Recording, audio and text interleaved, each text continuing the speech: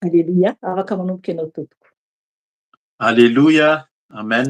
Misaotra ny tompoko ariavana. Tafahoneto indray amin'izao andro sabotsy izao ny sabata 12 ny volana febroary 2024. Izay mianadahy moa zany izay miandraikitra an'izao fiaraham-bavaka izao dia faly miarabanao ary manonona ny fiadanan'ny tompo sy ny fahasoavan'Andriamanitra faraisana amin'ny fanahy masina ho amintsika tsirairay avy.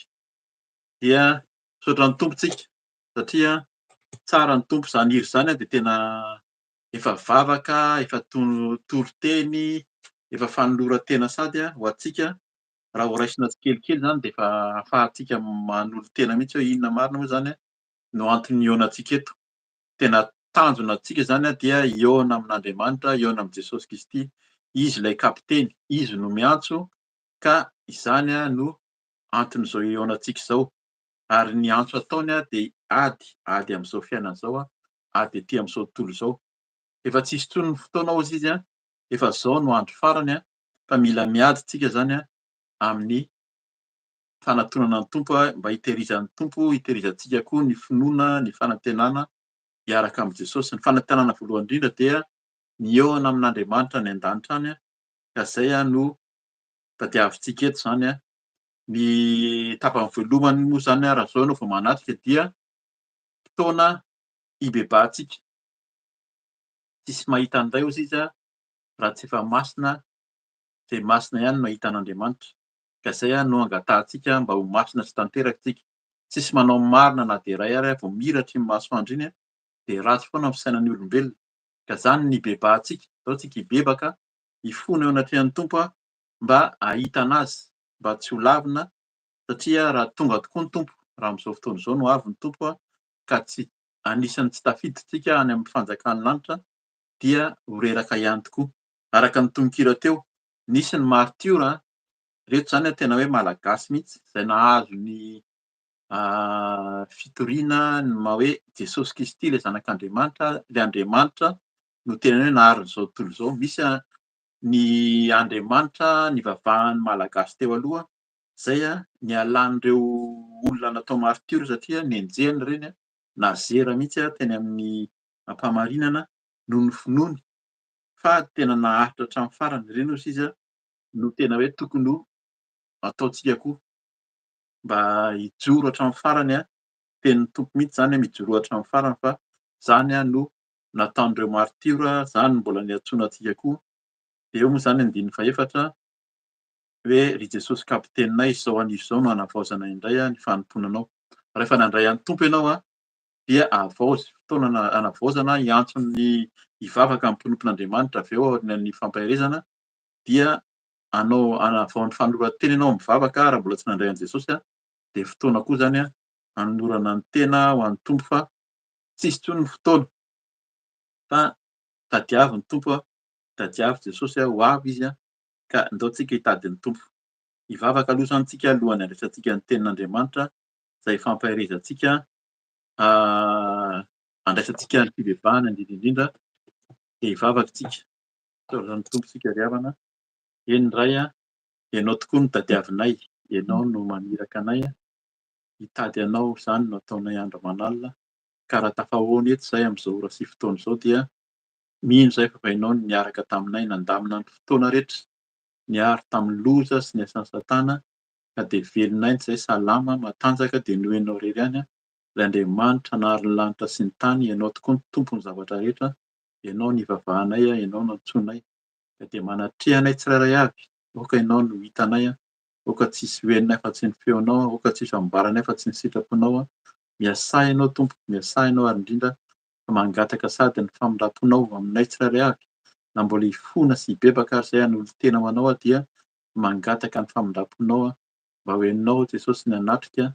Aoka ny fainao masina handamina ny zavatra rehetra, ka dia misaotra miasa, misaotra mamaly vavaka sady voninahitra dia ho anao irery ihany ary amin'ny anaran'i Jesosy Kristy no vanaizany vavaka izany. Aleloia. Amen. Amen. Ny tenin'ny Tompo ibebahantsika dia raisintsika zany amin'ny Apokalipsy toko faha 1:20. Ny Apokalipsy toko faha 1:20 dia ny andininy 5 ka hatramin'ny 7 aloha no vakiantsika. Dia hita eo zany inona no tian'ny Tompo ampiana amin'ny ibebahantsika. Apokalipsy toko faha 1:20, ny andininy 5 ka hatramin'ny 7 vakiana amin'ny anaran'i Jesosy.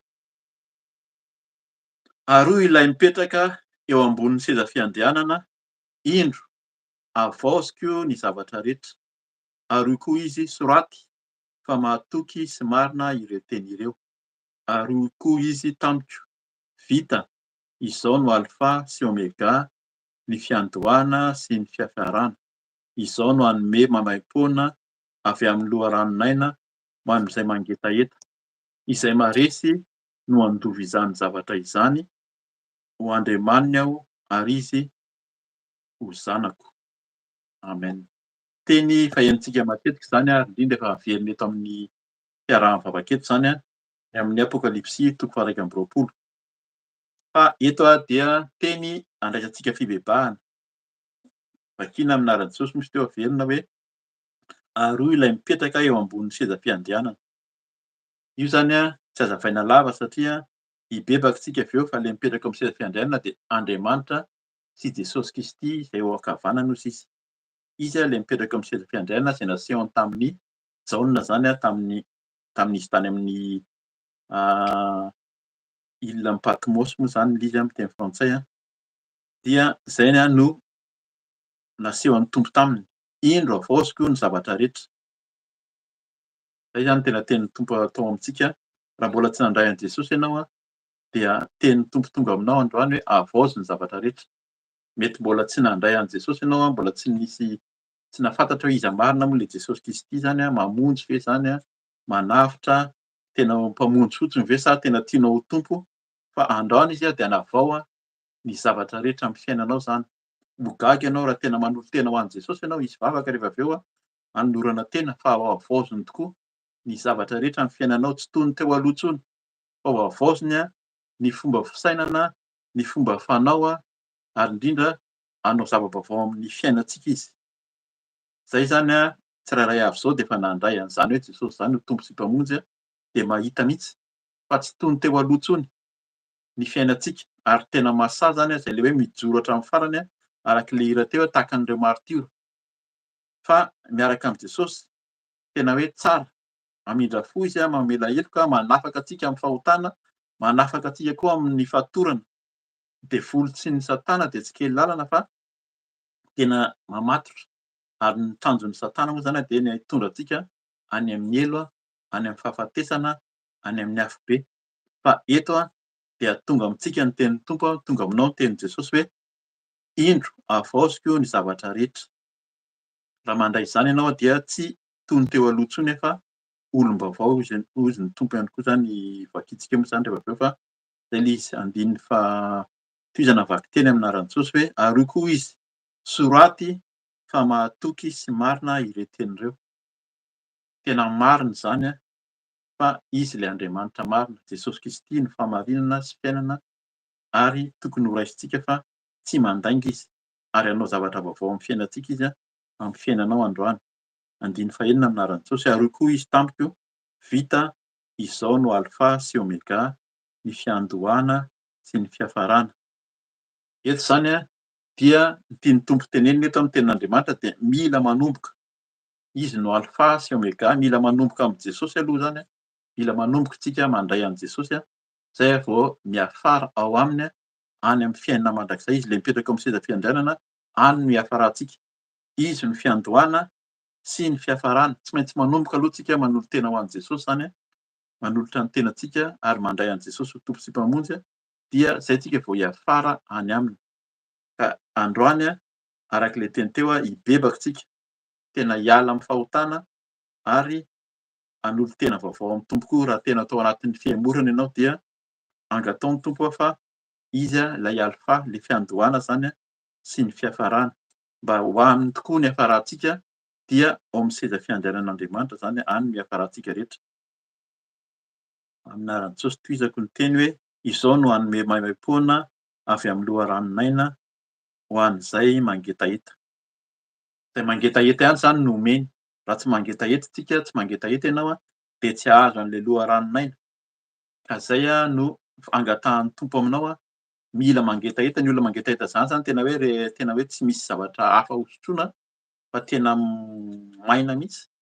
Rehefa tena ao anatiny hoe maina ny fiainanao tsisy n'inona azo raisina intsony raisy Jesosy. Raisy Jesosy sotroy Jesosy ilay ranonaina, ny rahan'i Jesosy teo amin'ny hazofijaliana azontsika hanavaozana ny fiainantsika.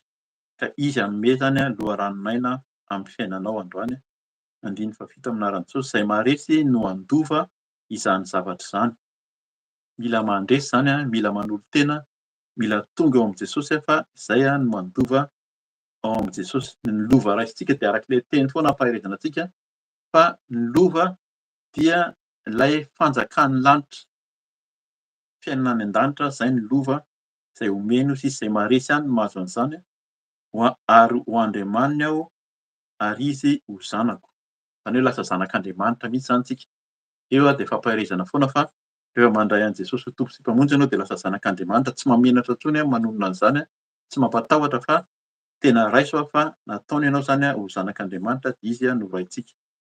Eto dia tena mampieritreritra satria raha mandray ianao zany tsy vonona indray dia inona ny teniny tonga dia niteneniny amin'ny andiny fahavalo amin'ny anaran'i Jesosy hoe fa ny osa, ny olona matahotra zany, ny olona kamokamo, malaina, ny tsy mino hoe efa toriana ohatr'izao hoe raisy Jesosy fa tsy mety mino aho, ny vetaveta, ny mpanao ratsy, ny mpamono olona, ny mpijangajanga, ny mpanao ody ratsy, ny mpanompo sampy ary ny mpandainga rehetra dia hanana ny anjarany ao amin'ny farihy mirehitra afo sy solofara. Izany ny fahafatesana faharoa. Zay zany a tiana tenenina mihitsy a, tiana ho fantatra izay tsy ambara matetika intsony tato ho ato amin'ny fiaraha-mivavaka fa misy ny afo be a, misy ny elo a, ary misy ny farihy mirehitra afo a sy ny solofara izay miandry ireo olona tsy araka manao ny tsy araka ny sitrapon'Andriamanitra ireo. Ka fotoanan'io a hibebaka tsika hanolo tena ho an'ny Tompo a dia minoho, aza nisy an'izay tsy mino ozy izy a, sao de zao no andro farany a, ora farany antsoin'ny Tompo anao fa mila mino a de mandroso, miala am'tahotra, miala amin'ny fahosana, miala amin'ny fahazaran-dratsy a, fomba tsy araka ny sitrapon'Andriamanitra fa atoloran'ny Tompo ny tenanao. Teny raisintsika alohan'ny hibebahantsika dia amin'ny Korinthiana faharoa, Korinthiana faharoa toko fahadimy a, ny andininy fahafito amby folo. Zay ihany zany no raisintsika. Korinthiana faharoa toko fahadimy andininy fahafito amby folo amin'ny vakiana amin'ny anaran'i Jesosy hoe: koa raha misy olona ao amin'i Kristy dia olom-baovao izy, efa lasa ny zavatra taloha, indro efa tonga vaovao izany.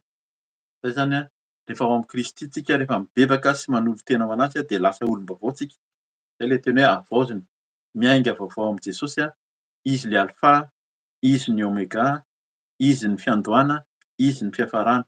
Hanomboka fiainam-baovao tsika eo amin'i Jesosy raha mbola tsy nandray an'i Jesosy ianao a, hanomboka fiainam-baovao tsika raha efa niembotra ianao a, raha variana amin'izao fiainana izao a, fa ndao a handray ny teny, handray ny teny a amin'ny fahafito amby folo io zany amin'ireo Korinthiana faharoa toko fahadimy amin'ny anaran'i Jesosy hoe averika any a: koa raha misy olona ao amin'i Kristy dia olom-baovao izy.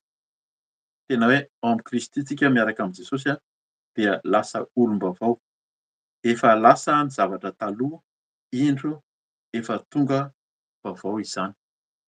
Zay zany a, minoho ny teny a ary raiso ny teny. Raha tonga amintsika ny teny androany a de ozy ny tenin'Andriamanitra koa hoe aza manamafy ny fonao a fa raiso Jesosy a ho tomponao sy mpamonjinao. Andeha hibebaka tsika, handoalika, hifono amin'ny Tompo. Ho raisintsika izy zany a, ho olom-baovao tsika. Tena hifono antsika ny fahotana voateny teo a, ny ota, ny osa, ny fahavetavetana, ny tsy finoana, ny fanompoan-tsampy a, hiala amin'izany tsika rehetrarehetra fa andao tsika hibebaka, hanolo tena sy hanavao ny fanorantenan'ny Tompo ihany koa ka de hivavaka tsika, handoalika tsika hivavaka eo anatrehan'ny Tompo a, hifona amin'ny tsy famendehantsika rehetra mba ho havaozin'ny Tompo tokoa. Olom-baovao indray tsika, ho lasa ny zavatra teo aloha fa olom-baovao tsika ka izy a no fiandohana sy ho hiafarantsika amin'izao fanompoana, amin'izao fihazakazahana ety amin'izao tontolo zao. De hivavaka tsika Tompo a, andao samy handoalika, hibebaka sy mandoalika eo anatrehan'ny Tompo a, hifona indrindra indrindra amin'ny fahalemeantsika rehetra. Hivavaka tsika tompoko. Eny indray a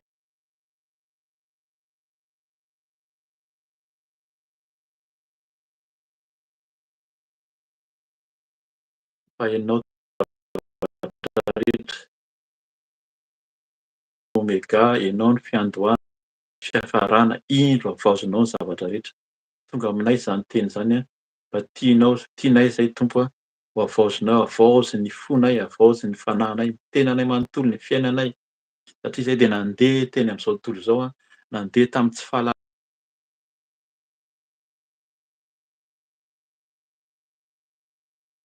zany havaozy, indro havaozinao ny zavatra rehetra hozy ianao ka dia esory zay tianao rehetra ny amin'ny tenanay, ny amin'ny fiainanay. Entinay aminao Tompo a, ny tenanay manontolo, ny masonay a zay ratsy fijery a, ny masonay a zay mijery mivilana, mijery tsy araka ny fijerinao a, de entinay ao anatrehanao zany a, mangataka anao indrindra indrindra, ianao manavao, manova zay tianao rehetra ka de mangataka le ranao Jesosy, le ranao tokoa, le ranon'aina, loharanon'aina, le rà latsaka teo amin'ny hazofijaliana no hanadio sy hanavao ny masoko. Entiko aminao ny masoko a, ny fijeriko rehetra tsy araka ny sitraponao a, ny fijerinay izay mijery vilana tsy araka ny sitraponao dia entiko anatrehanao androany mamindrafo hangataka ny ranao Jesosy, hanadio ny masonay, hanadio ny masoko mba tsy ho hijery intsony zao zavatra misy zao fa mba hijery anao ireny, hibanjina anao, le any an-danitra. Ianao ilay mipetraka eo amin'ny seza fiandriananao araka ny teninao teo no jerenay, no tadiavinay isan'andro ka dia mamindrafo aminay, sasao ny masonay, dibo amin'ny ranao soa ny masonay ny fijerinay tsirairay avy. Entina aminao ny sofonay miaino, miaino tsy variana am'zao fiainoana raha maheno ny vaovao, maheno ny zavatra misy eran'izao tontolo izao dia matetika reraka ny fonay, mitondra ny fahararan'ny fonay zany hihaino ny sofonay ny ady, ny opa, ny fanenjehana, zany no mahakivy anay kanefa androany ianao dia mba te hitahiry anay, hanavao anay tahaka an'ireo martyra tokoa izay nijoro hatramin'ny farany nijoro fa ianao ilay zanak'Andriamanitra. Ka dia izay Tompo mba tahaka izany koa izahay, mba tsy hieriketika ny amin'ny masonay, ny amin'ny feo heninay rehetra rehetra, fa entina aminao ny sofonay Tompo, entiko aminao ny sofiko, diovy ny sofiko, sasao amin'ny ranao soa ny sofiko, ny amin'ny fiainoana izay zavatra tsy araka ny sitraponao rehetra, dia mangataka ny ranao Jesosy, hanadio ny sofiko, hanadio ny sofonay tsirairay avy. N'iza vonona androany vonona handray anao, ho vaovao Jesosy, ho vaovao hiandoha amin'ny fanarahana anao dia aoka ianao hanendry, hanadio ny tsirairay avy, ny sofina, ny maso amin'ny ranao soa.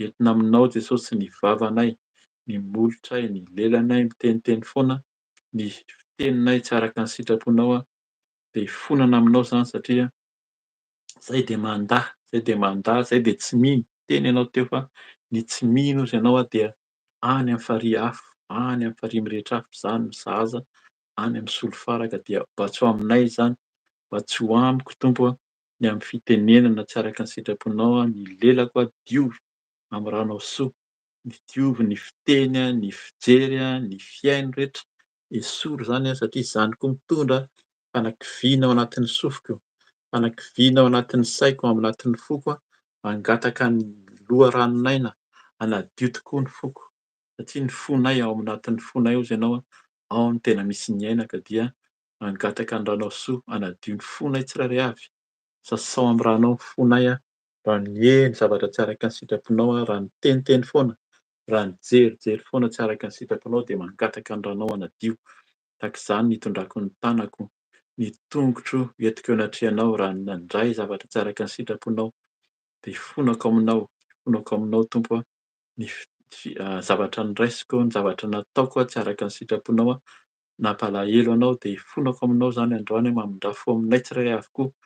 Eny Tompo te ho tanteraka izahay, te hihaona aminao izahay, hahita ny voninahitra ao ianao ilay tianay ho hita ao amin'ny seza fiandriananao any an-danitra any te hiaraka aminao izahay amin'ny fahatongavanao raha ho avy tokoa ianao haka izay anao irery any dia mba ho izay mba ho tafiditra, mba tsy nitananay ny zavatra nataonay no hanakana izany Tompo, tsy nalehan'ny tongotray, ny tongotray dia nihazakazaka etỳ amin'izao tontolo izao, mihazakazaka amin'ny lalana tsy araka ny sitraponao dia mangataka famindram-po foana izahay, mangataka famelan-keloka. Eny Tompo diovy ny fonay, diovy ny tenanay, diovy ny tongotro Jesosy, ny tongotro handeha tamin'ny lalana malalaka tokoa, ety ny manaraka anao, ety tery ny manaraka anao Jesosy. Eny Tompo fonana aminao raha nandeha tamin'izao tontolo izao izahay malalaka tokoa iny mandeha eny amin'izao tontolo izao iny ka dia mangataka aminao tehirizo izahay, tehirizo ny tongotray mba tsy handeha araky ny afa-tsy ny lalanao irery ihany hamindra ny dianao irery ihany Jesosy. Dia diovy tanteraka amin'ny ranao soa, ny tongotro, ny tanako, ny sofiko, ny masoko, ny lelako, ny vavako rehetra, ny foko, ny saiko Jesosy te ho tanteraka amin'ny fanarahananao, te ho mendrika, te ho hadio tanteraka ka dia havaozy androany ho lasa tokoa ny zavatra teo aloha, ho lasa ny zavatra teo aloha fa ho havaozinay havaozinao olom-baovao izay tsirairay avy dia efa tena mibebaka sy mifono aminao. Ka izany ny hinonay fa le ranao tokoa dia ampy manadio ny ranao teo amin'ny hazofijaliana no manavao anay, manadio anay ka dia misotro ny ranao izahay Jesosy, misotro ny ranao arotsaka teo amin'ny hazofijaliana azoko sotroina Jesosy, misotro ny ranao hanadio, hanavao ary ny ranao dia mandoro izay tsy hainao rehetra, mandoro, mandoro, dorako amin'ny rano Jesosy dia tsy anao rehetra ao anatin'ny tenako ao anatin'ny saiko ao anatin'ny foko. Torana amin'irahan'i Jesosy aho n'inona endrika aretina, lalana tsimboka aretina izay tsy ahafahana tsy ahitana ny voninahitran'Andriamanitra koa ny saka nataon'ny Satana, saka nataon'ny devoly dia torako amin'irahan'i Jesosy aho misotro ny ranao ranao ampy manadio, ny ranao ampy manavao dia misaotra Tompo, misaotra ny ranao satria ianao tokoa nanome ny ranao ampy hanavaozanao anay dia olom-baovao izahay manomboka izao olom-baovao Tompo dia olom-baovao mendrika anao, hiala amin'ny fahotana, hiala amin'ny fanahiana, hiala amin'ny tsy fahatanterahana rehetra dia misaotra manavao misaotra manadio misaotra Tompo fa tia anay isan'andro ianao ka dia hitsangana izay ho sahy izay Jesosy satria ianao nanavao ianao nanafaka anay tamin'ny asan'ny Satana, ianao tokoa no miteny fa raha ny zanaka no afaka ireo dia ho afaka tokoa nareo ka dia ho sahy izahay handroaka ny asan'ny maizina koa hitsangana, hanala ny asan'ny devoly Satana izay mampierikerika anay, mitondra ny tsy finoana, mitondra ny fahosana rehetra, devoly mitondra fahosana, ny faharerahana, ny fahakiviana dia tena amin'ny anaran'i Jesosy Kristy, amin'ny anaran'i Jesosy Kristy avy Nazareta no androahana ny devoly Satana, miala nareo Satana, hivoaka ny devoly sy ny Satana rehetra, tsy hanakely tsy hanapahefana amin'ny tenako ao anatin'ny foko ao anatin'ny fanahiko ny asan'ny devoly Satana, ny devolin'ny Losifera, devolin'ny Belzeboba, roahana amin'ny anaran'i Jesosy, roahana amin'ny anaran'i Jesosy ho any amin'ny farihy rehetra afo, any amin'ny farihy afo, any amin'ny solofara, dorana amin'ny ran'i Jesosy, dorana amin'ny ran'i Jesosy, roahana amin'ny anaran'i Jesosy Kristy ho any amin'ny farihy rehetra afo ny devoly rehetra, inona fisakanana tsy ahitana ny voninahitran'Andriamanitra, ny fahazaran-dratsy, fomba ratsy rehetra, tsy ahitana ny voninahitran'Andriamanitra, ny fahalemena, fampierikerihana ataon'ny Satana, potehiko amin'ny anaran'i Jesosy, tsy hanakery amin'ny tenako, tsy hanakery amin'ny mpanompo ny tsirairay avy izay vonona handray an'i Jesosy androany, inona fikasana ataon'ny Satana, potehina amin'ny anaran'i Jesosy, ny Losifera, ny Belzeboba, ny menarana ela, ny menarana tranainy dia tena amin'ny anaran'i Jesosy, ny dragona, tsy hanakery tsy hanapahefana amin'ny tenako, amin'ny fiainako, amin'ny ankohonako, amin'ny tokantranoko amin'izao asa fanompoana izao, ny amin'ny mpanompo ny tsirairay avy, naiza n'aiza dia efa resy ny Satana, roahana amin'ny anaran'i Jesosy ny Satana sy ny devoly, devolin'ny fanompoan-tsampy, devolin'ny mpamosavina, devolin'ny fampierikerihana, devoly mpanakorotana rehetra tsy ahitana ny voninahitran'Andriamanitra dia tiana amin'ny anaran'i Jesosy, devolin'ny fampisarahana, devoly mpanakorotana tsy hanakery tsy hanapahefana, tsy hanjaka amin'ny tenanay, tsy hanjaka amin'ny fanahiko ny asan'ny devoly Satana fa potehiko amin'ny ran'i Jesosy, dorana amin'ny ran'i Jesosy, roahana amin'ny anaran'i Jesosy ho any amin'ny farihy rehetra afo ny devoly Satana, ran'i Jesosy handrakotra, ran'i Jesosy hanadio tanteraka, hanafaka, devolin'ny fanenjehana, devolin'ny faharatsiana, ny fahafatesana, ny aretina,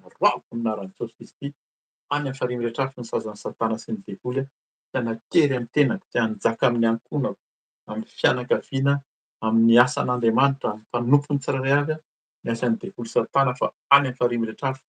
Ianao no hanjaka, ianao no niasa Jesosy, ny tananao tsy ho fa mahavonjy, ny sofinao tsy lava-dalovany fa mandeha anay ka dia miasa ianao mandresy, manala ny asan'ny devoly, ny fanompoan-tsampy, ny famosavina, ny zazavavin-drano, ny kalan'ora, roahana amin'ny anaran'i Jesosy, tiana amin'ny anaran'i Jesosy any amin'ny farihy rehetra afo, ny fahazaran-dratsy, ny fomba ratsy rehetra, miala any amin'ny farihy rehetra afo, tsy hanakery tsy hanapahefana amin'ny tenanay, tsy hanjaka amin'ny fanahiko, tsy hanjaka amin'ny tenako, amin'ny fiainako rehetra ny asan'ny devoly Satana fa resy any amin'ny farihy rehetra afo ny sazan'ny Satana sy ny devoly, ny ran'i Jesosy handrakotra, ny ran'i Jesosy handrakotra, angatao ny ran'i Jesosy fa fahazo amin'ny tenantsika tsirairay avy, fa fahazo amin'ny tokantrano, amin'ny fiainantsika, ny ran'i Jesosy afafoko, ny ran'i Jesosy amin'ny tokantranoko, afafoko amin'ny tenako, ny ran'i Jesosy misotoko, ny ran'i Jesosy misotoko, mikoriana, ianao ilay manome ranonaina, loha ranonaina, fanahy vaovao, fiainana vaovao no omenao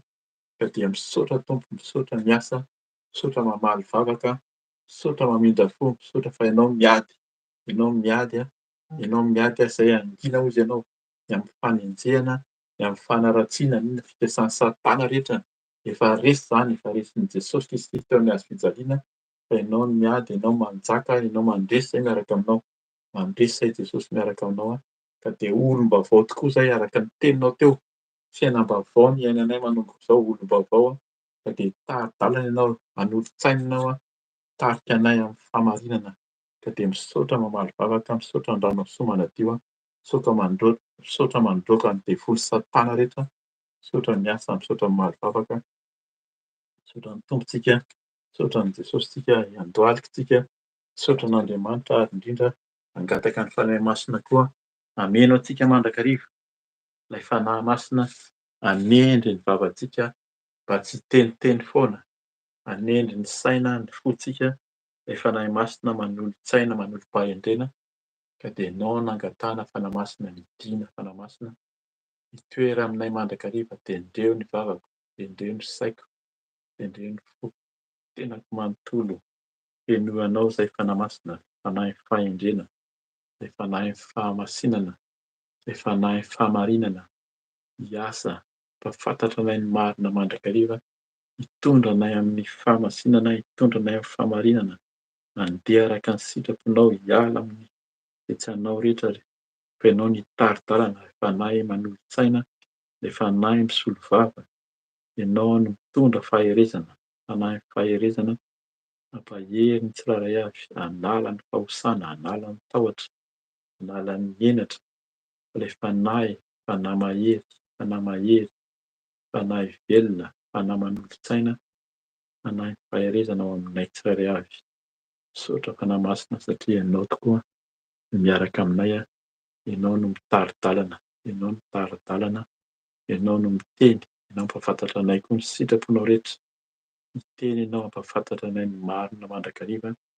Dia misaotra fanahy masina, misaotra fanahy masina eo aminay mandrakariva ianao ao anatinay. Dia ianao no hanendry anay, ianao indray no mbola hiaraka aminay manomboka izao ka aoka tsisy ho lalana tanterahanay afa-tsy ny lalanao irery ihany. Misaotra Tompo, misaotra fanahy masina, misaotra miaraka aminay, misaotra mamaly vavaka, misaotra Tompo, misaotra Tompo,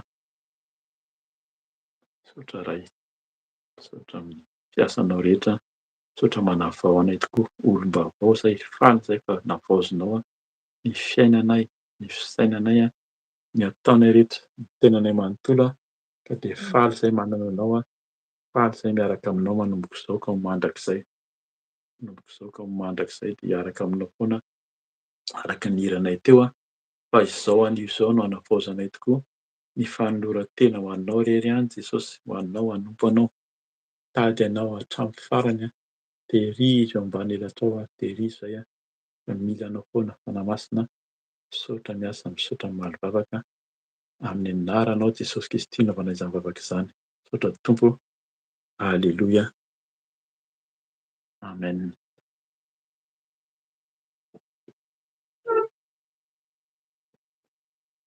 Amen. Amen. Misaotra ny tompontsika satria izy tokoa dia mamaly vavaka fa tena mibebaka sy mifona tamintsika dia minofa hiasa aminao ny tompo hamangy izy ka dia olom-baovao araka ny teny nomenantsika teo. Ho lasa ny zavatra teo aloha fa fiainam-baovao izany ny iainantsika dia matokia hatramin'ny farany fa ny tompo dia tsy miova tokoa izy fa izy ilay fiandohana ary izy ihany koa mbola hiafarantsika. Voninahitra ho an'Andriamanitra irery ihany dia omeko an'i Mama Felisia izany ny itoan'ny fotoana amin'ny fampaherezana sy vavaka ho fanoloran-tena ho antsika tsirairay avy eo fa dia efa manao velomanao sady amin'ny anaran'i Jesosy. Aleloia. Amen. Amen. Aleloia, aleloia, aleloia. Mbola faly miara-banareo tsirairay avy eran-tany aho amin'ny anaran'i Jesosy Tompo dia misaotra ny zokerikany amin'ny fampibebahana. Eny ry havana tsy maintsy mibebaka foana isika, tsy maintsy mibebaka foana isika satria be dia be zavatra miseho amin'ny fiainantsika isa segondra, isa minitra ary isan'andro. Be dia be. Raha tsapanareo mihazakazaka mihitsy ny andro sy ny volana. Tena tsy hitahita akory dia efa tapitra ny herinandro ary tapitra koa ny volana. Efa akaiky ny tompo, efa akaiky ny tompo. Ka mampahery anareo aho tena hoe hifo ara-panahy satria raha ohatra ka tsy miomana isika dia ho tara ity ambony ity tany ity, tena ho tara isika ity ambony ity tany ity.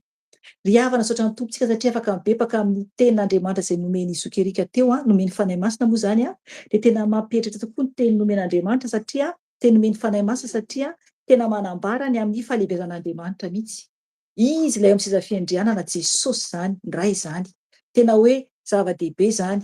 Isaorana ny tompo satria ny teny izay nomeny ho fampibebahana dia mifandray mihitsy ny amin'ny teny fampaherezana zany. Ka mangataka anareo hiara hivavaka amiko fohy alohany andraisantsika zany ny teny fampaherezana izay tiany fanahy masina ambara, dia izy zany no mpiteny ay sy koa hanokatra ny masom-panahintsika tsiraray avy. Efa netiko tety ihany zany io teny io ao amin'ny bokin'ny Matio, ny amin'ny raina izay any an-danitra. Izay zany no tiany fanahy masina averina eto anio. Le raina izay any an-danitra tiany averina zany izy io satria tiany ampahafantarina antsika bebe kokoa hoe tena hoe vavaka manahoana moa hivavaka ataontsika fahazarana io zany. Ka hivavaka aloha zany isika ametraka an'izao fotoana izao natrehan Jesosy Tompo, hivavaka isika tompoko. Jesosy Tompo, misaotra mankasitraka Jesosy ny amin'ny fotoana izay nafanay nibebaka teo Jesosy malala. Ankehitriny Tompo dia areteny avy aminao izay fanahy masina. Ny fampatsiahivana ho an'izay fanare ho anay koa izany, ary koa izay mbola tsy nare dia teny vaovao anavaozanao ny tsiraray avy. Ny fanahy masina ampianary foana izay mandrapikipy ny masonay, satria tsy mahay izay na manao na inona fanahy masina, fa ianao rery ihany no afaka miasa anatinay rehefa tena zanakao izahay raha io. Ka mangataka aminao fanahy masina indray ny kontrola ny tenako, ianao no hiteny, fa ny tenako kosa dia hietry ambany dia ambany satria mpanomponao aho, tsy mendrika aho fanahy masina. Ka koa ianao ampisokatra ny masom-panahin'ny olona tsiraray avy, ka tena alala tokoa izay tena tianao ambara. Ka ny voninahitra dia ho anao re ihany Jesosy, no le tsy miova maso mandrakizay. Misaotra Tompo. Aleluia. Amen. Amen. Ao amin'ny bokin'ny Matio zany toko 9:1-7 ka hatramin'ny 12. Io zany no raisitsika. Dia misy verset koa nomeny fanahy masina koa rehefa avy zany anambarany bebe koa zany mombany amin'izay. Io zany le hoe raha izay any an-danitra io dia manambara zavatra lehibe izy io, tena hoe mifono zavatra lehibe zany io fampianaran'i Jesosy vavaka ho antsika zany, ho an'ireo mpianatra aloha dia ho antsika koa, le hoe ny rainay izay any an-danitra. Ry havana, inona moa tena tiany Tompo ambara amin'io vavaka io? Misy hevitra lehibe mifono mihitsy anatin'io vavaka io engany mba ho tsapanao manomboka an'io zany rehefa hanao ny vavaka io ianao haintsika tsy anjery mihitsy izy io, haintsika tsy anjery mihitsy io vavaka io, nefa ve tena hoe pratikentsika ve? Tena ampiaritsika amin'ny fiainantsika tokoa ve le vavaka? Hovakintsika aloha ny teny dia rehefa avy eo dia azavaiko zany izay tiany fanahy masina ambara hatramin'ny 5:10 azafady satria diso ny voasoratra tato dasy tonga dia hovaiko satria tsy mety raha voadiso. Matio toko 9:1-7 ka hatramin'ny 5:10. Dia hoy ny teny Tompo zany hovakiko zany amin'ny anarany. Ny titra dia hoe ny rainay izay any an-danitra. Dia mangataka aminao tena hiaino tsara sahady rehefa mamaky ahako, satria eo zany no ahafantaranao sahady hoe inona moa le zava-miafina tiany fanahy masina zany ampianarina antsika zany an'io. Hoy zany ny teny hovakiko anaran'i Jesosy Tompo koa amin'izany dia mivavaha toy izao ianareo, rainay izay any an-danitra, ho amasinina anie ny anaranao, ho tonga anie ny fanjakanao, hatao anie ny sitraponao, ety an-tany tahaka ny any an-danitra, omeo anay anio izay anina sahaza ho anay, ary mamela ny elokay tahaka ny namelanay izay meloka taminay, ary aza mitondra anay ho amin'ny fankapanahy. Zay soratra eto, fa izay dia manao hoe ary aza mitondra anay ho amin'ny fitsapana, fa manafaha anay amin'ny ratsy. Ho fantatrao rehefa avy eo ny antony mahatonga an'izay fa raha mamela ny fahadisoan'ny olona ianareo dia mba amela ny anareo ny rainareo izay any an-danitra, fa raha tsy mamela ny fahadisoan'ny olona kosa ianareo dia tsy amela ny fahadisoanareo ny rainareo. Amen. Eto eo amin'ny 10:10 dia raha mijery isika eo amin'ny 10:13 azafady, dia miteny hoe averiko vakiny indray-pandeha hoe ary aza mitondra anay amin'ny fitsapana fa manafanay amin'ny ratsy. De misy soratra hoe folo kely eo akaikile hoe ratsy. De midina ianao ery ambany ery de misy soratra eo hoe ampiana zany hoe fa anao ny fanjakana sy ny hery ary ny voninahitra mandrakizay. Amen. Amen. Tsara be ny tompo. Tsara be ny tompo. Aleloia, aleloia. Io vavaka io ry havana dia fampianarana mihitsy antsika ankatoa an'Andriamanitra. Le izy zany tsy hoe kory rehefa mivavaka an'io tsika araka teneniko teo dia fahazarana. Fa ho raisitsika tsiraray le tenin'Andriamanitra, ho raisitsika tsiraray le izy ny tompo zany no ny teny eto tamin'ireo mpianatra zany. Satria fatatsika tsara fa ireo mpianatra no nangataka tamin'ny tompo zany ny amin'ny hoe fomba fivavahana. De ny tompo na mpianatra an'izy ireo zany hoe zao zany ny fomba ivavahanareo. Tsika koa zany tahaka an'izay. Hoy zany ny teny tompo. Jesosy zany no miteny eto koa amin'izany dia mivavaha toy izao ianareo. Eo zany le izy. Inona moa le vavaka ho atao? De tonga de azavain'ny fanahy masina zany anatin'ilay itenenako an'ilay izy. Rainay izay any an-danitra. Eo aloha zany. Rehefa hivavaka zany isika de tsy tonga zany dia angataka. Tsy tonga zany dia angataka. Fa miantso aloha le raintsika zay any an-danitra. Amen. Tena hoe mahatsapa antsika zany fa tena raintsika tokoa zany Andriamanitra. Raintsika. Raha ohatra hoe zanaka miantso ny ray, miala tsiny aho amin'izay olona tsy manana ray, tena miala tsiny mihitsy satria maro ny olona tsy manan-dray. Fa raiso ohatra hoe amin'ny olona izay nitaizanao zany ka angataka zavatra amin'izany ianao. Dia ny zavatra voalohany zany ho ataontsika dia miantso aloha. Miteny aloha hoe raintsika any an-danitra. Any an-danitra izy, isika ety an-tany. Tena hoe jerevy tsara ny fahalaviran'ny lanitra sy ny tany fa mifanalavitra be io. Andriamanitra any ambony, isika ety ambany. Voalohany aloha dia tokony hoe tsy aingam-piteny isika aloha. Tsy aingam-piteny. Satria isika na dia hoe tsy mangataka zavatra ary dia efa fantatry ny ray sahady izay tokony ho antsika. Misy ten'Andriamanitra manambara izany koa. Dia isika zany tokony hoe tsy hanasa ady. Kanefa miandry antsika ny tompo, isika mihitsy no mandroso koa mitady azy. Dia ny teny voalohany zany dia miteny hoe rainay izay any an-danitra. Miantso zany. Miantso. Rehefa ohatra isika ka hoe hiresaka amin'olona anankiray dia tsy maintsy fantatsika le olona eo alohantsika vao miresaka isika. Misy ihany koa nefa ny olona tsy fantatra anao fa manomboka miresaka aminao dia le olona manomboka miresaka aminao tsara ho fantatrao ohatra ka hoe hiresaka maharitra be le olona. Alako zany le ohatra hoe anetsena isika, anetsena zany isika dia olona mandalo dia ohatra hoe mizavatra miseho eo dia miresaka kely amin'le olona eo ay tena marina fa misy azao dia samy vita teo. Fa raha ohatra ka hoe olona hiresaka aminao maharitra io zany tsy maintsy fantatrao le olona iny hoe iza moa iny olona iny. Ohatr'izay koa zany izay hoe ohatr'izay koa zany no hoe mila mahafantatra tsika an'Andriamanitra zany. Mila fantatsika zany Andriamanitra fa raintsika izy. Raintsika izy. Tsy afaka mihitsy isika angataka aman'olona eny ivelany raha ohatra hoe resaka ohatra resaka zavatra tena ohatra hoe goavana be hoe omeo trano aho. Zavatra ray lehibe zany izay hoe omeo trano aho. Tsisy olona tonga dia tena hoe ty trano ty omeko anao tanteraka ty trano ity. Na hoe omeo fiara aho. Tsisy olona anao an'izay amintsika.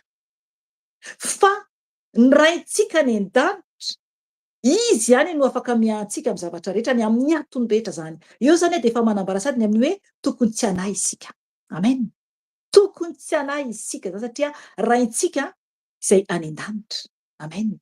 Izy any ambony, isika ety ambany. Hitany avokoa ny momba antsika rehetra.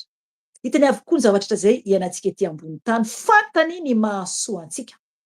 Fantany na mbola tsy mangataka ary isika.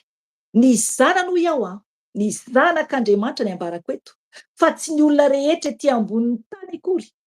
Mila zany isika tena hoe zanany marina.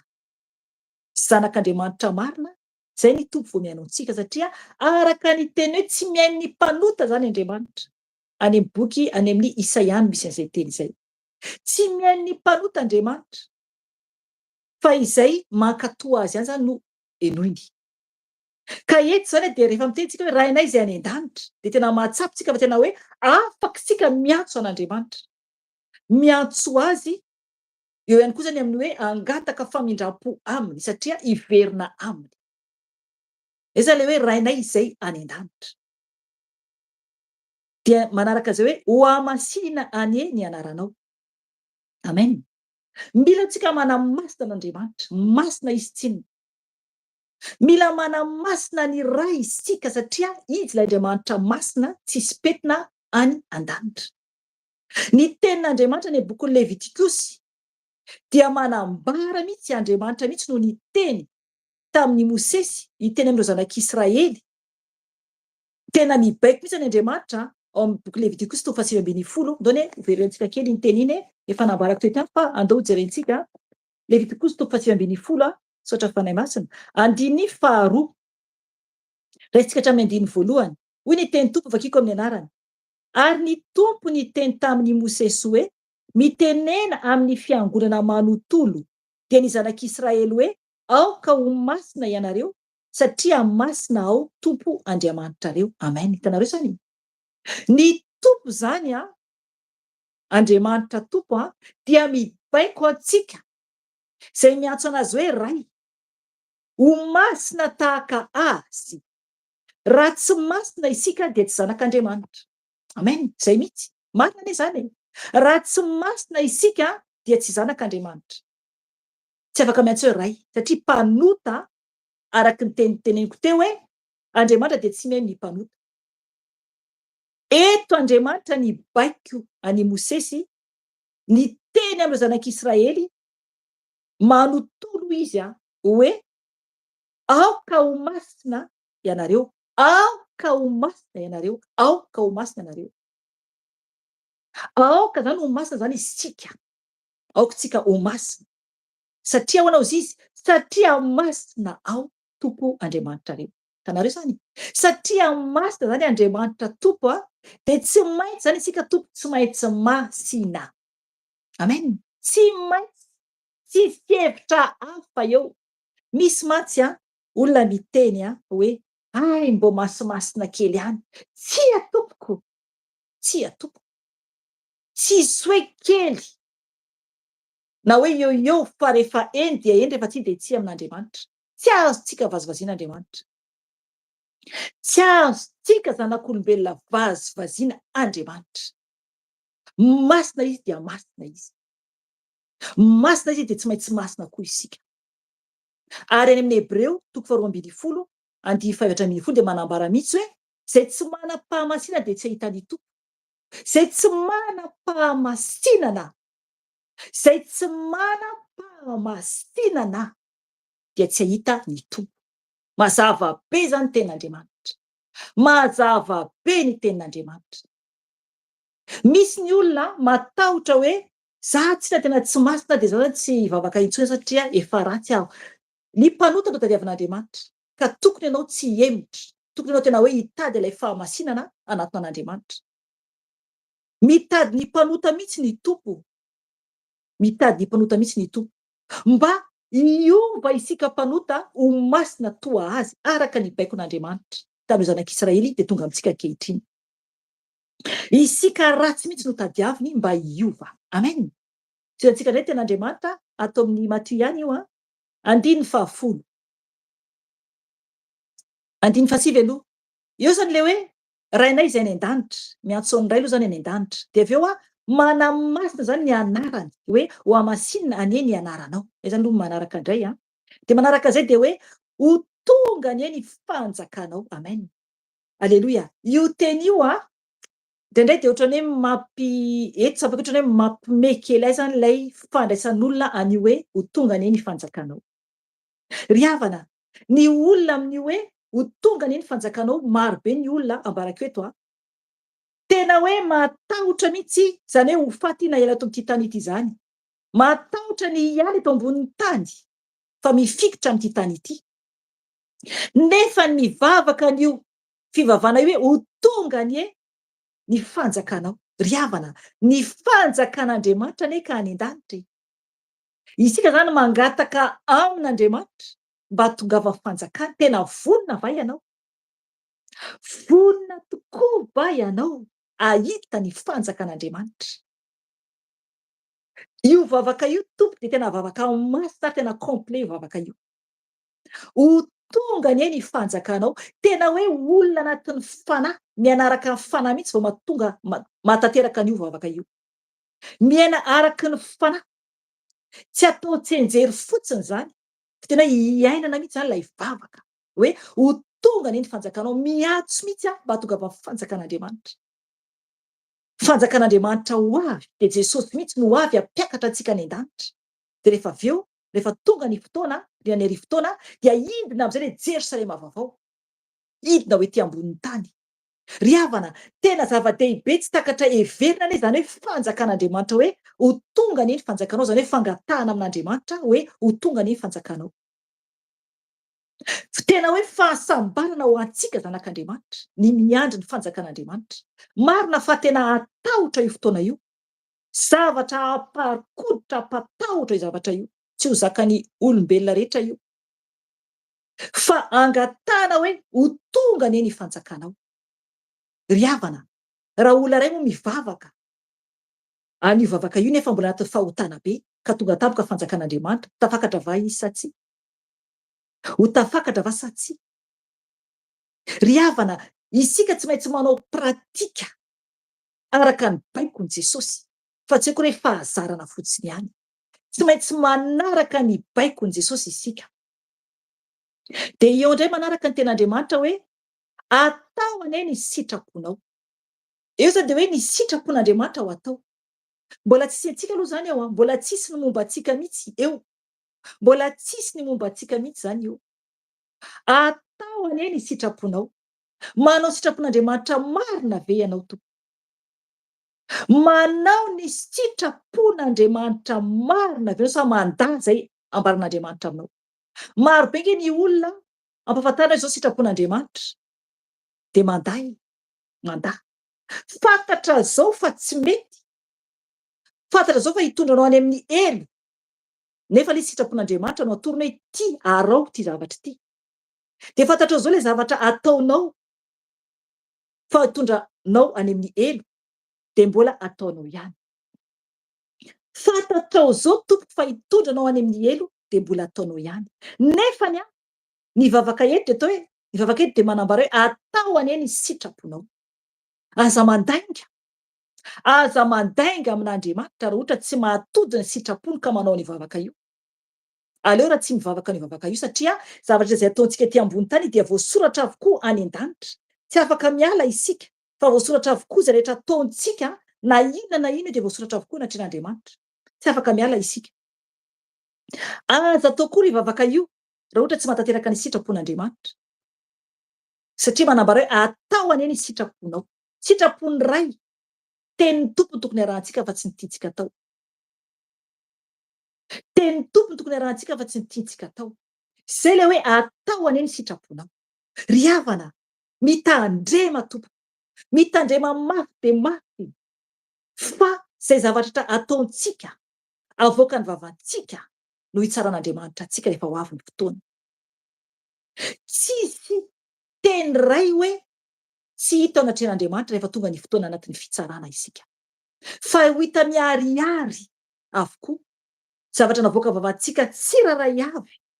Ka raha tsy araka ny teniny dia efa fahotana izay.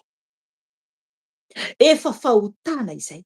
Mbola tsy miteny antsika mihitsy eto ilay tenin'Andriamanitra eto, ilay vavaka nampiaramin'i Jesosy eto, mbola Andriamanitra aloha.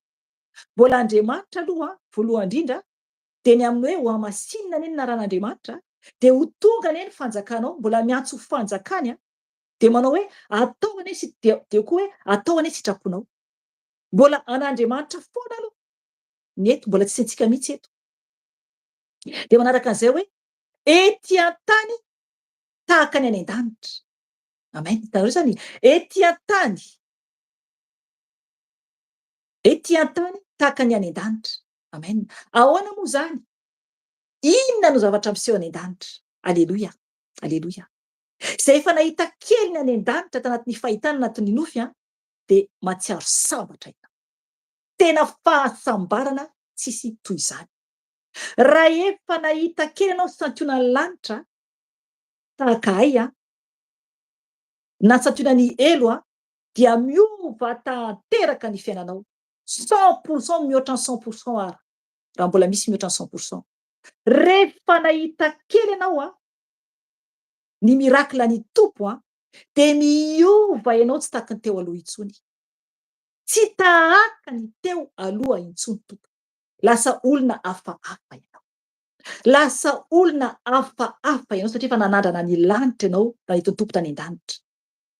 Efa nanandrana ny fiainan-danitra sahady ny fanahinao satria nety ny tompo tany an-danitra.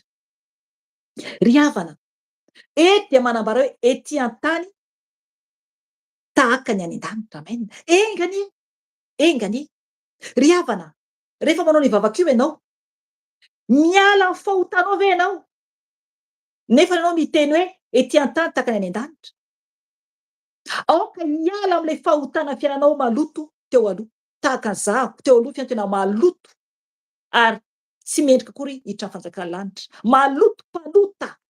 Fa fantatro hoe zao nataoko zao dia tena fahalotona manaka anay hiditra ny lanitra.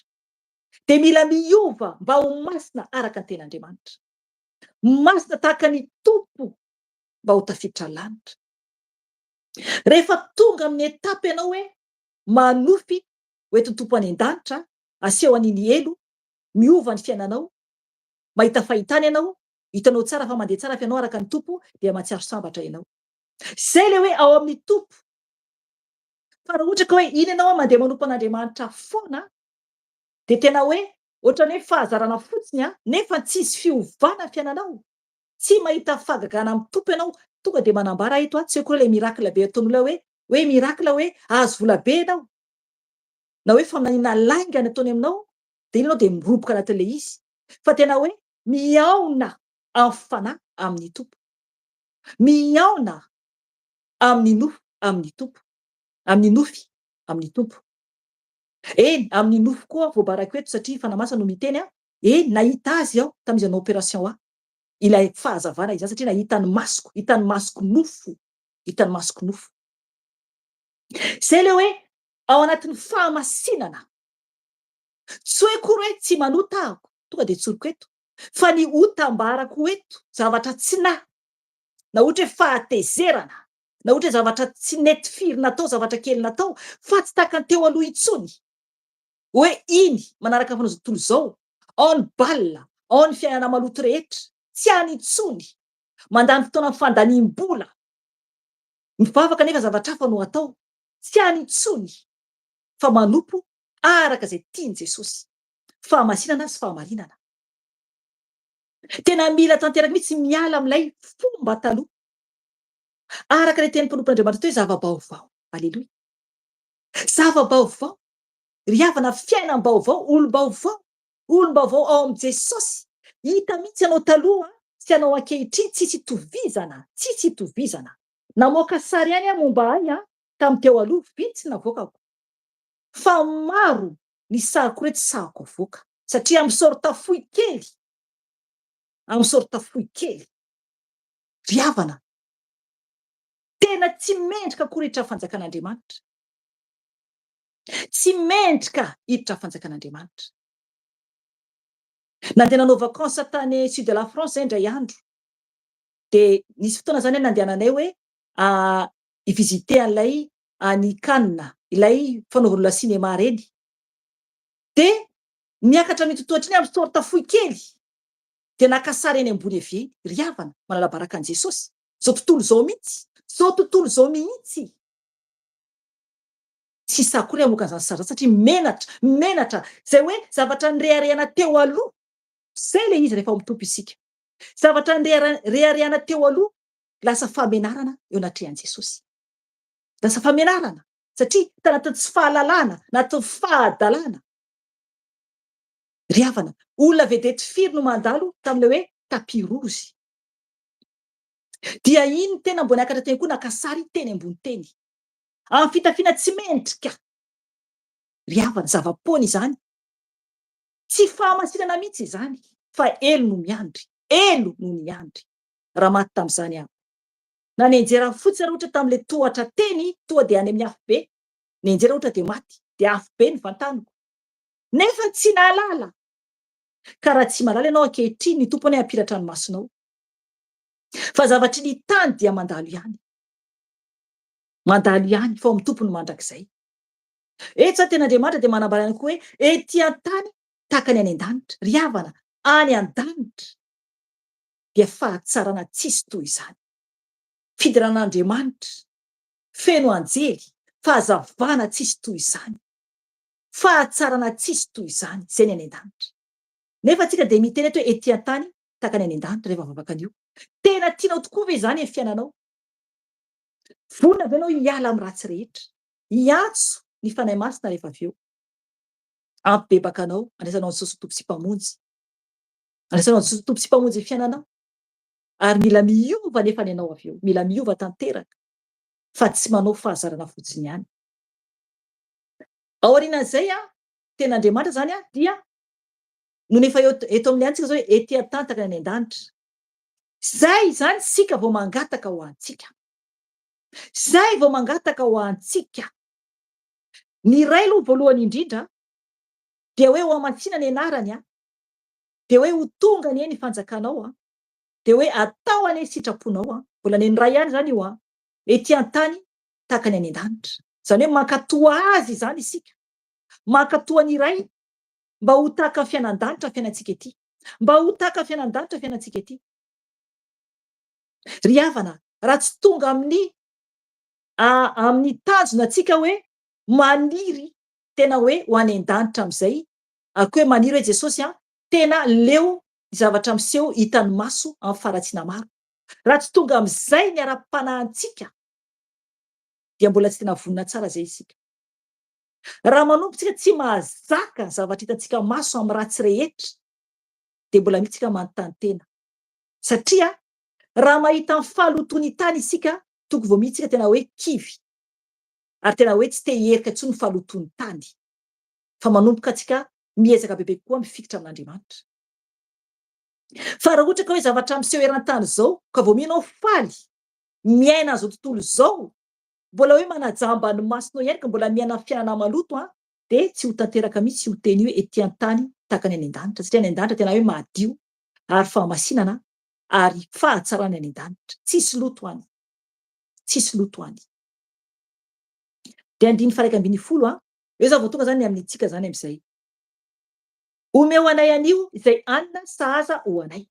Zay tsika vao mangataka ny anina sahaza ho antsika anio.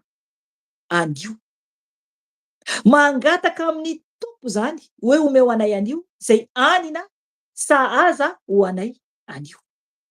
Ry havana, ny tompo mahalala ny sahazantsika isan'andro, isan'andro, isan'andro.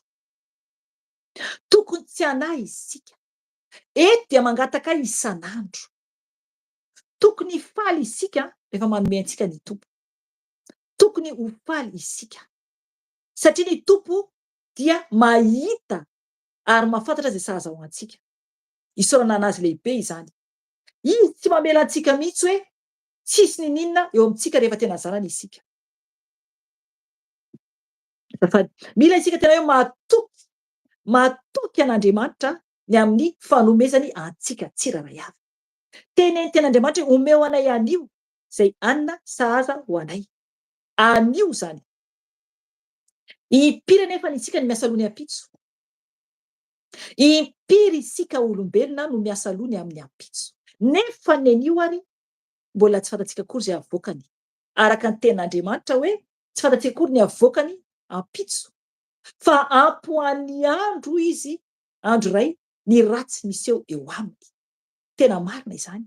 Ampoany andro iray, ny ratsy miseho eo aminy. Ny ampitso tsy antsika fa n'Andriamanitra. Ny anio aloha no fantatsika.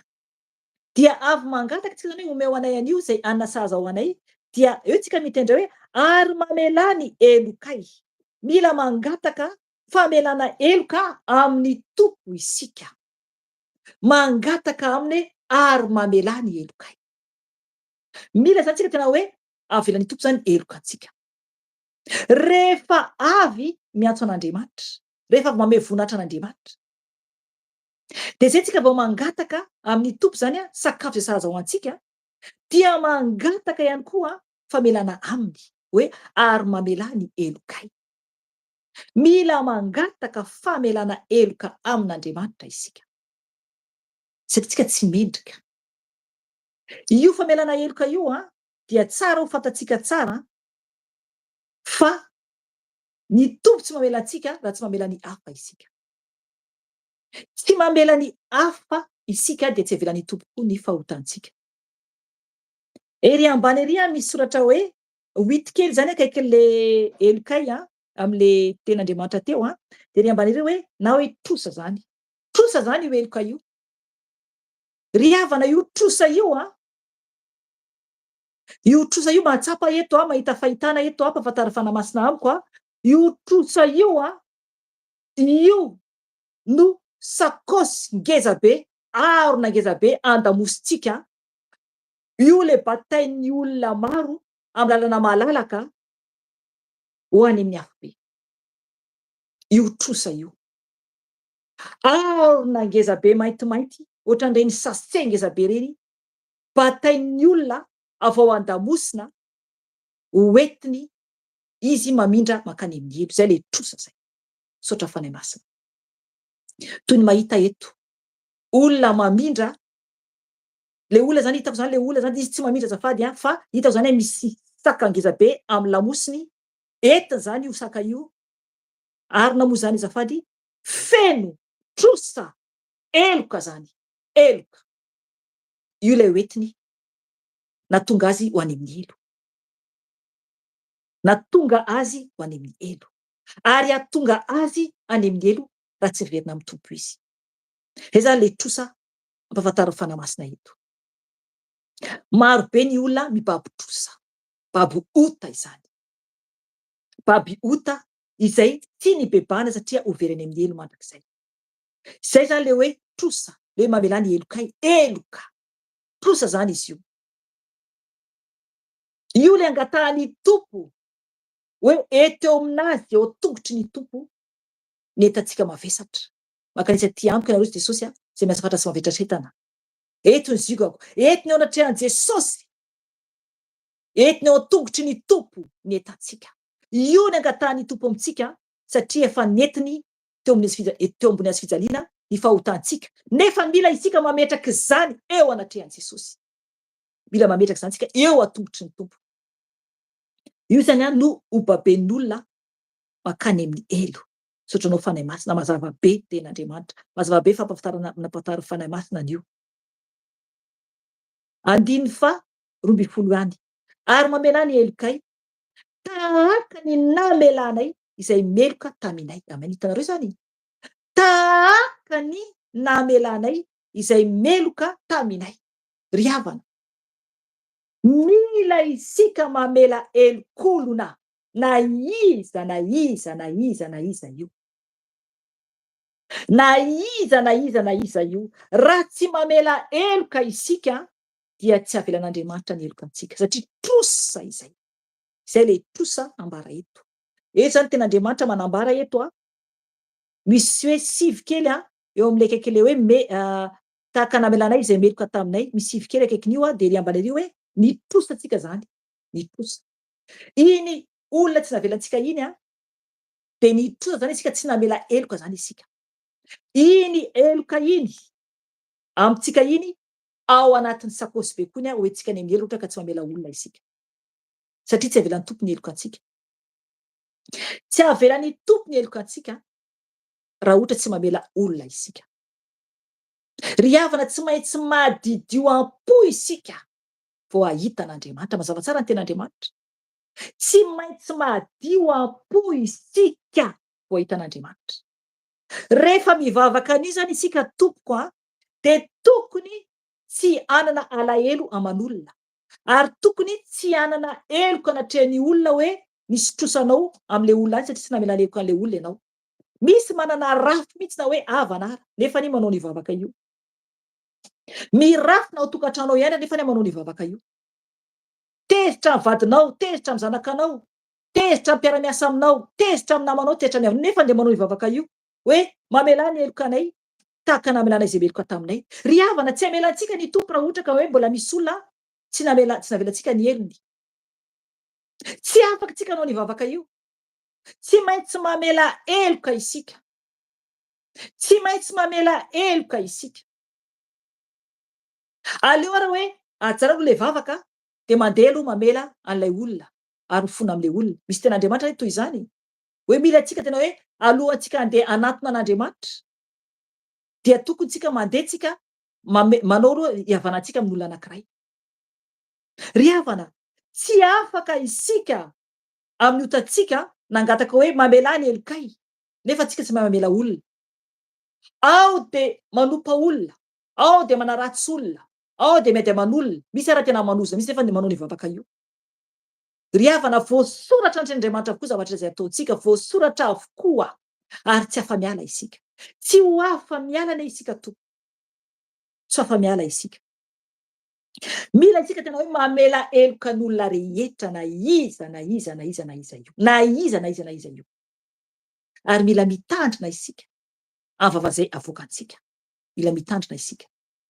Zao ny amin'ny zavatra misy amin'ny zavatra miseho eran-tany. Momba ny amin'ny resaka politika isan-karazany eran-tany.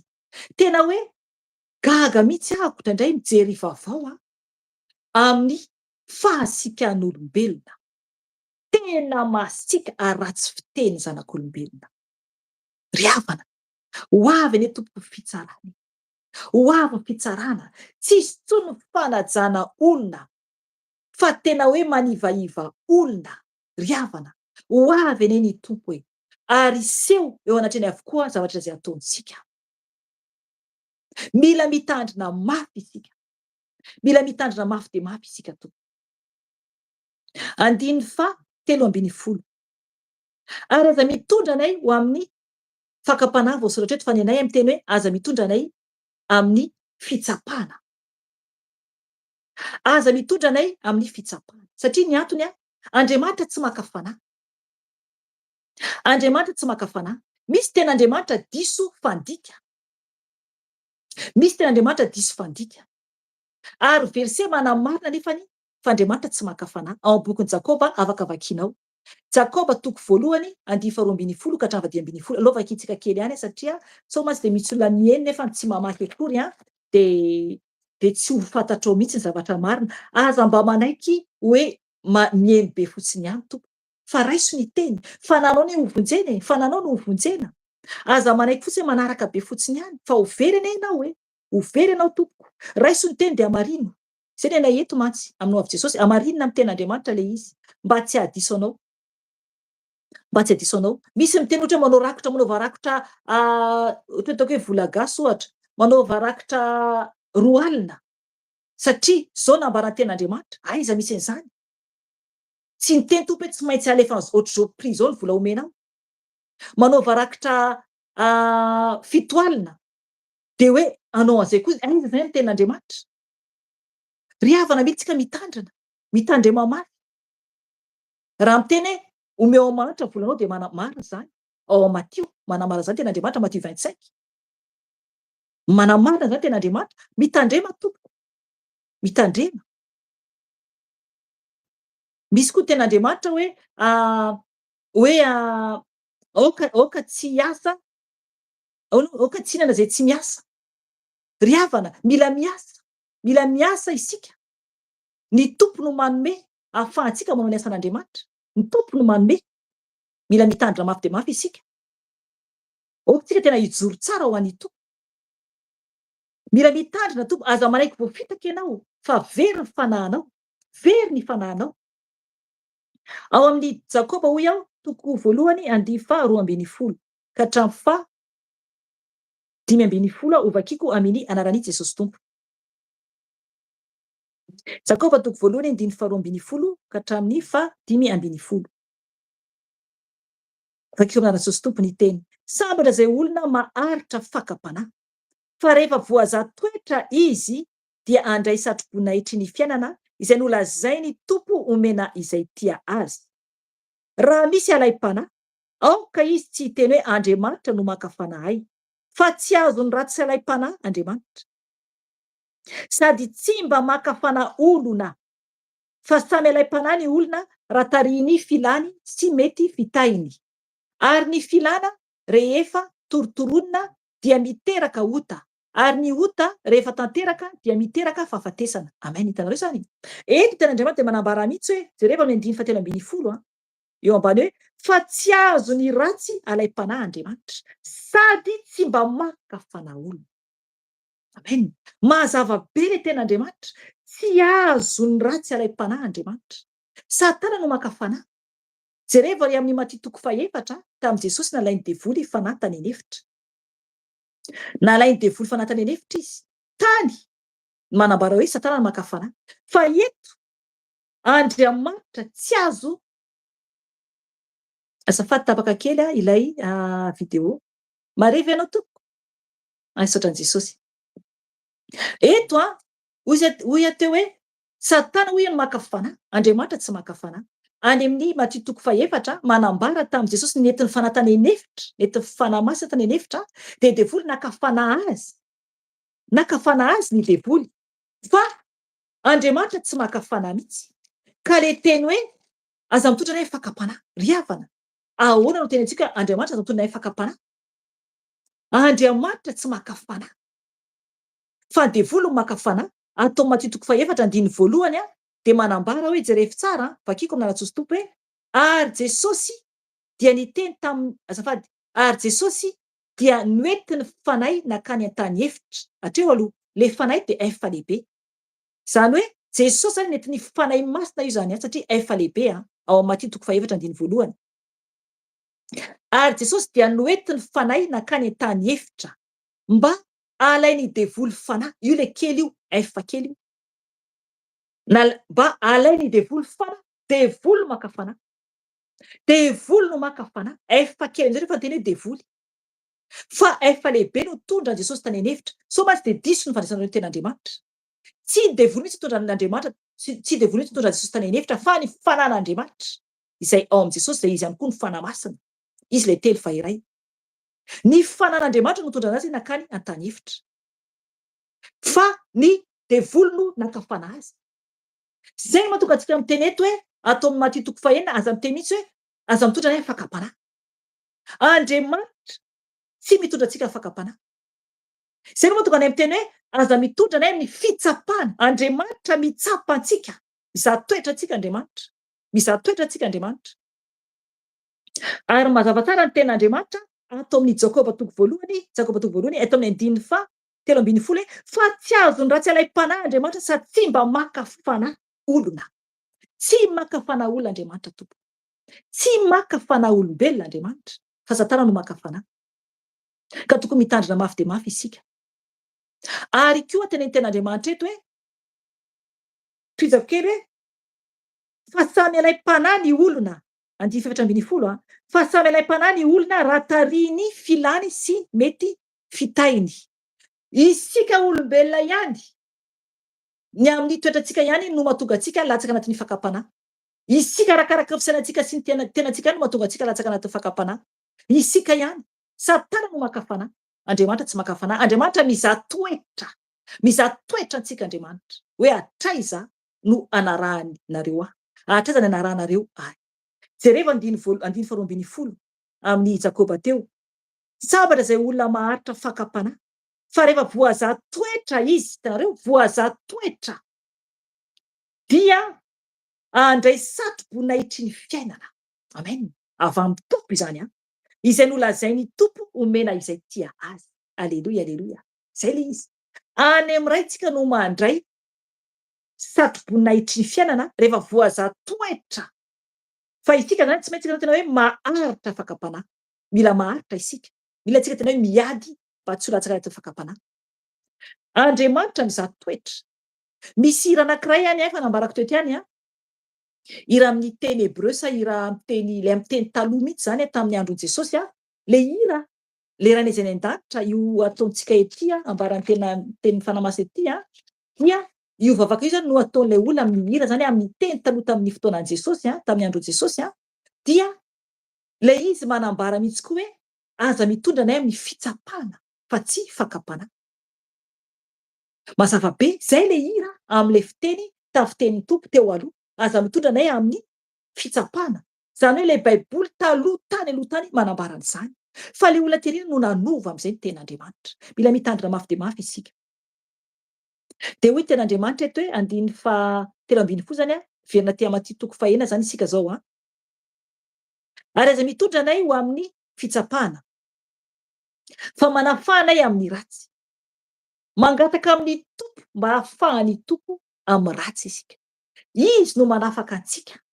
Mila mangataka aminy iarovany anjelentsika anafahan'ny tompo antsika. Isika ihany tompoko no mandeha manatona ny tompo satria mazava be ny teny ao amin'ny bokin'ny Jaona toko 9 andiny fa 4:30 izay no vakiantsika.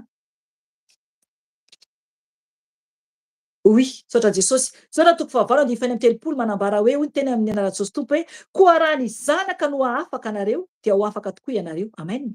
Koa raha ny zanaka no hahafaka anareo dia ho afaka tokoa ianareo.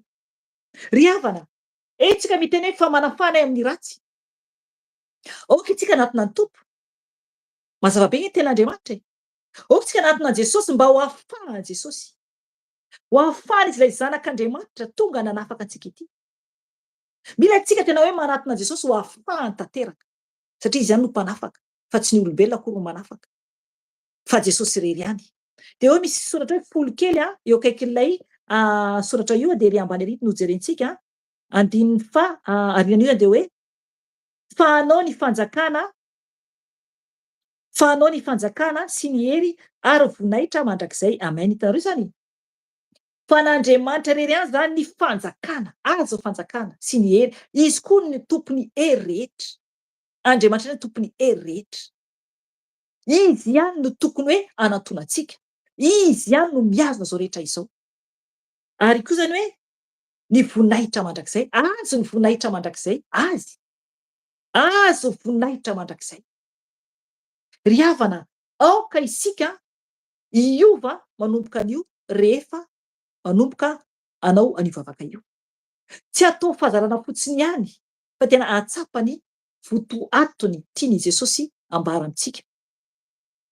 Andiny fa 7:10 sy 5:12 farany de hoy ten'Andriamanitra hoe fa raha mamela ny fahadisoan'ny olona ianareo dia mba hamelany anareo ny rainareo izay any an-danitra. Hitanareo zany? Zay le teniko teo. Fa raha mamela ny fahadisoan'ny olona ianareo dia mba hamelany anareo ny rainareo izay any an-danitra. Amen. Tsy maintsy mamela aloha tsika ny fahadisoan'ny olona. Zay ny raintsika any an-danitra vao mamela koa ny fahadisoantsika.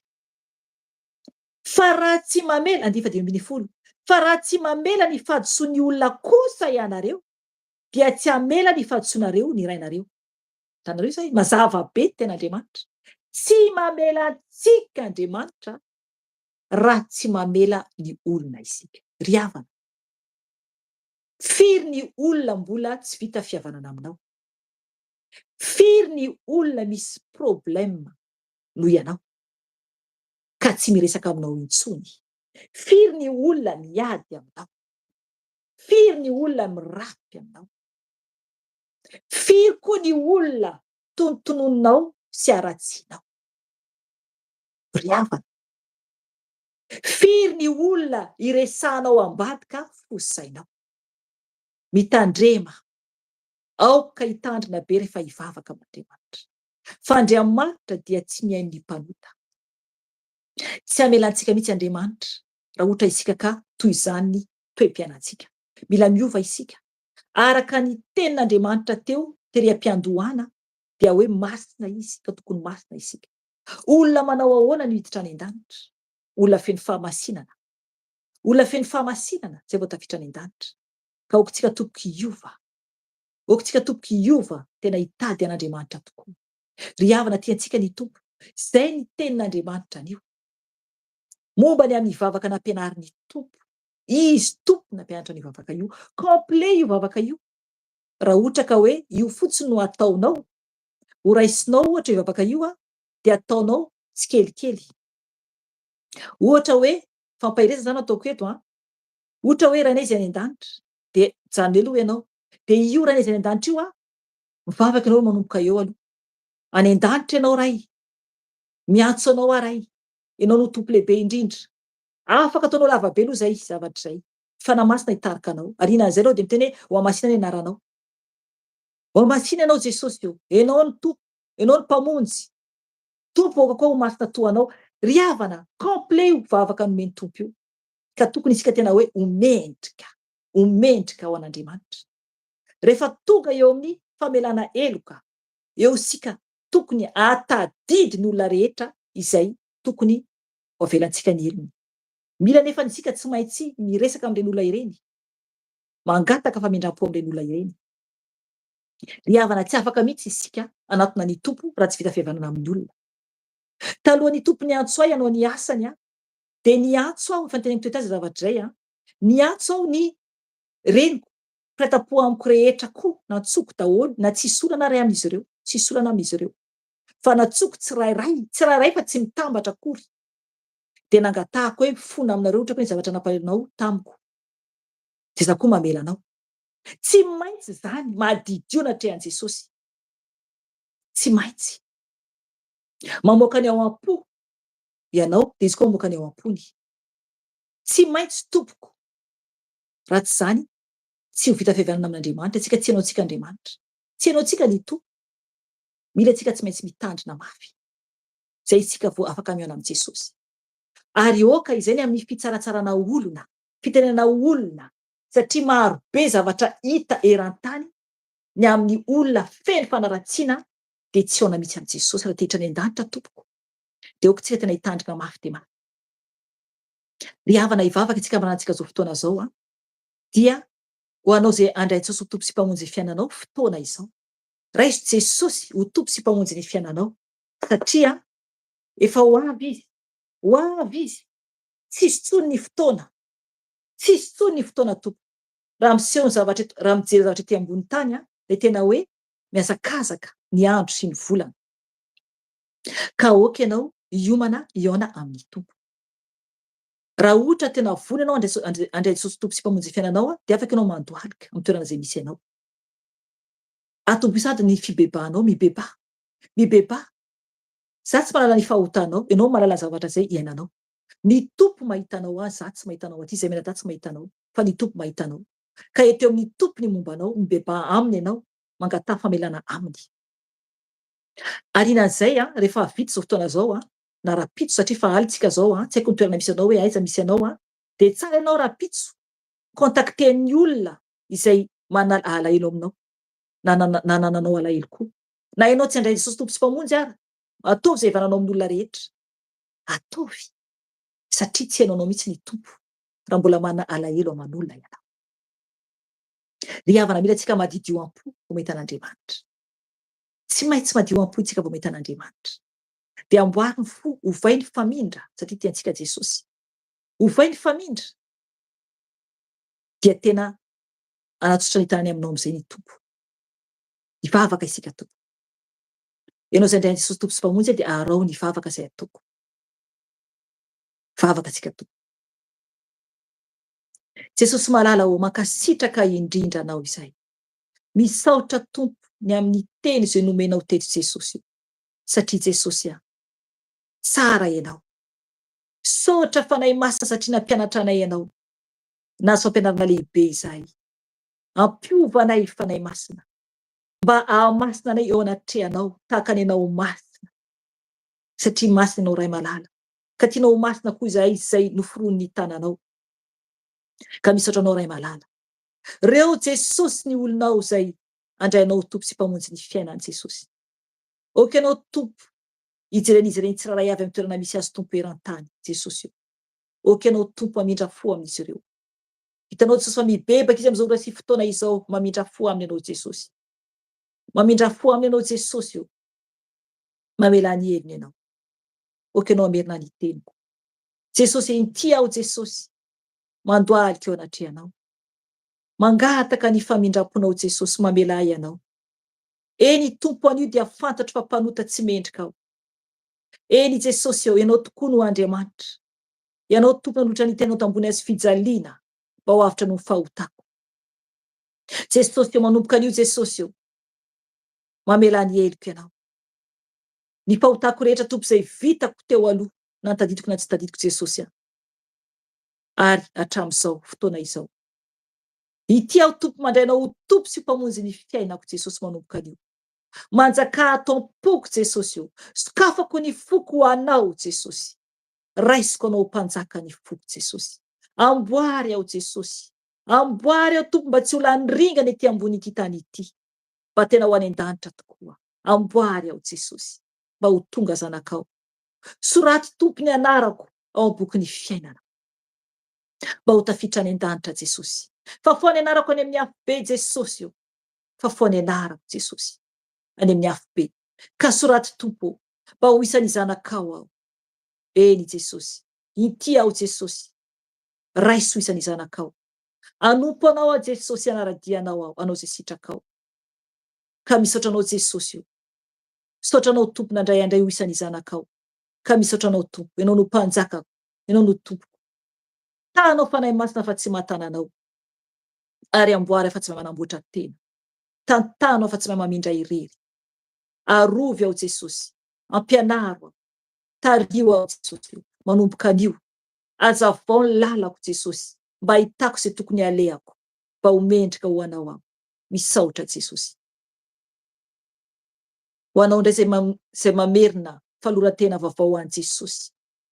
Raha nireny teny ianao ka tsapanao ankehitriny fa tokony ody amin'izay anambalan'ny tompo. Dia oky ianao ataovy faloran-tenanao, ataovy ny vavakanao.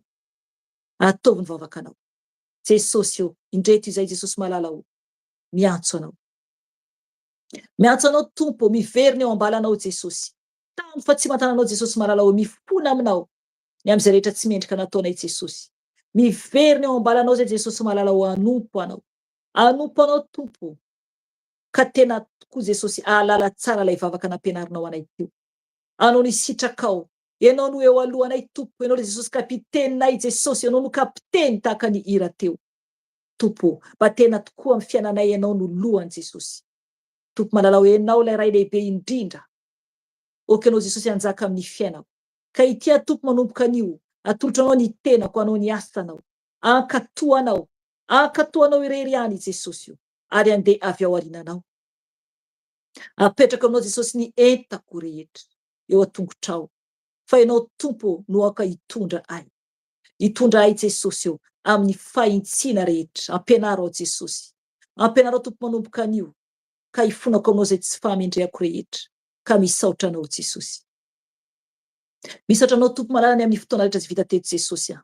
Ny voninahitra ho anao ray, ny dera ho anao ray. Misaotra tompo satria Andriamanitra lehibe indrindra ianao. Andriamanitra tsara indrindra ianao. Tsisy toanao. Mankasitraka ray malala. Mankasitraka fanahy masina, misaotra ny amin'ny fiasanao mahery fanahy masina. Mankasitraka anao, midera anao. Ny fanahy masina tsy mendrika izay mpanomponao fa kely tokoa izay menadà eto, kely sy bitika. Ka raiso voninahitrao izay rehetra vita teto. Raiso voninahitrao izany Jesosy io.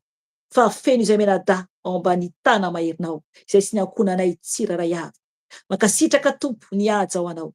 Anompo anao izay Jesosy mandrapatapitry ny fofonainay, satria anao nefa nifidy anay Jesosy anompo anao. Ka anao tompo ny asa, zay dia fitaovana fotsiny ihany. Ka tafy ny herinao Jesosy io, ny hery efa nomenao anay tompoko anao ampitoby izany Jesosy atotosanay menadà ny asanao, ny asa masina anao Jesosy io. Ka ny voninahitra ao anao Jesosy. Hatramin'ny taloha indrindra sakitry ary mandrakizay dory. Misaotra tompo malalao. Aleluia, aleluia, aleluia. Amen. Amen. Ry hava malalao ny tompo izay zany ny fotoanantsika anio ka mametraka veloma aminareo izay menadà dia amin'ny herin'indray fotoanantsika raha mbola tsy tonga ny tompo na mbola eto isika tsiraray avy. Veloma tompoko.